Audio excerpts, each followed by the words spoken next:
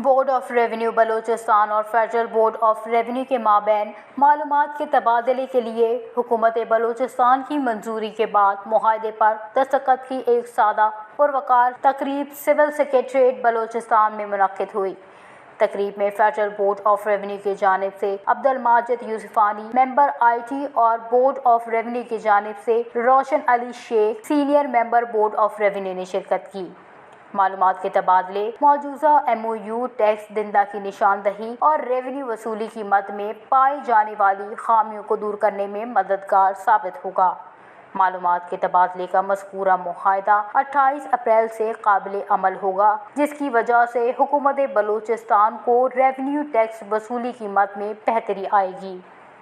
اس موقع پر روشن علی شیخ senior member of board of revenue Balochistan کا کہنا ہے کہ بورڈ آف ریونیو روز اول سے حکومت بلوچستان کی ٹیکس آمدن میں اضافے کے لیے اقدامات کر رہا ہے، جس کی واضح مثال موجودہ معاہدہ ہے۔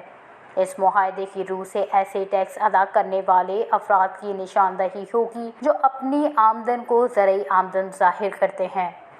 اس کے علاوہ فیڈرل بورڈ آف ریونیو کو فراہم کیے جانے والی معلومات سے نئے ٹیکس دہندہ کی نشاندہی ہوگی، جس سے وفاقی اور صوبائی حکومتوں کی ٹیکس آمدن میں اضافہ ہوگا۔